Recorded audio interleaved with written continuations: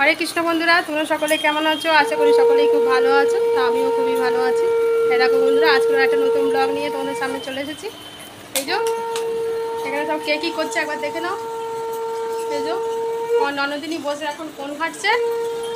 আর ওই যে আমার সোনামা এখন সাজগোজ নিয়ে পড়েছে। দেখো কী কী সব সাজবে, বিয়ে বাড়ি আসছে, ওই জন্য নিয়ে পড়ে আছে।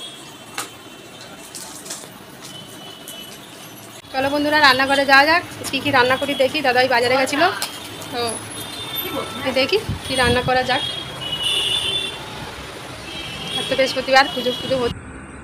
এই দেখো মা পুজো দিতে বসেছিল, তো পুজো প্রায় শেষ দিকে। চলো বন্ধুরা, এবার দাদাভাই বাজারে ছিল, একটু বাজারগুলো ধুয়ে দেয়নি। দেখো বন্ধুরা, আঁশফল নিয়ে এসছে। আঁশফলটা মাছের সাথে দিতে ঠেকে নিয়ে যেত, গন্ধ বেরোবে, তাকে ভালো করে ধুয়ে নিয়েছি। আর কিছু বাজার সব ঢালাঢুলি করে নিয়েছি, মাছও ধোয়া হয়ে গেছে। তো রান্নাঘরে চলে এসেছি বন্ধুরা, ভাত বসিয়ে দিয়েছিলাম। আর এখানে পেঁপে কটা কেটে রেখেছি, ভাতের মধ্যে দিয়ে দেবো, সিদ্ধ করব। আর এই যে ভেটকি মাছ আর কাতলা মাছ এনেছে, তো কাতলা মাছটা রেখে দিয়েছি বন্ধুরা। এই যে মাছগুলো ভাজা হয়ে গেছে। মাছগুলো তো আমি নুন হলুদ মাখিয়ে ভেজে নিয়েছিলাম বন্ধুরা। তাই মশলা মিক্সিতে মশলা করে রেখেছিলাম, তাই মশলাটা ভেজে মাছগুলো শুধু ঝাল ঝাল কষা কষা করবো। তাহলে মশলাটা কষে নিচ্ছি ভালো করে। আর মশলার তেল ছেড়ে এসে বন্ধুরা, এবার টমেটো ধনে পাতা দিয়ে মাছটা ঝাল করে নেবো। তো আজকে এই মাছের ঝালটা দেখো বন্ধুরা আমার হয়ে গেছে। তো আমি পেঁপেটা মেখে নিচ্ছি, মেখে আবার সবাইকে ভাত দিয়ে দেবো বন্ধুরা।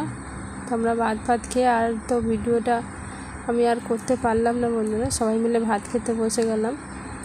তো দেখো বন্ধুরা, আর বিকেলের আর কোনো ভিডিওই আমার আর তোলা হয় না।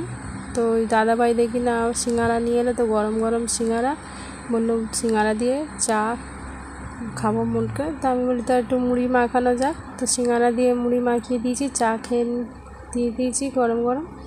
তো আজকের মতো ভিডিওটা আমি এখানেই শেষ করছি বন্ধুরা। আমার ভিডিওটা যদি ভালো লেগে থাকে অবশ্যই লাইক কমেন্ট শেয়ার করে দিও। তো চা মুড়ি খেতে খেতে আজকের ভিডিওটা আমি এখানেই শেষ করছি। আবার পরবর্তী ভিডিও নিয়ে আবার আমি আসছি বন্ধুরা।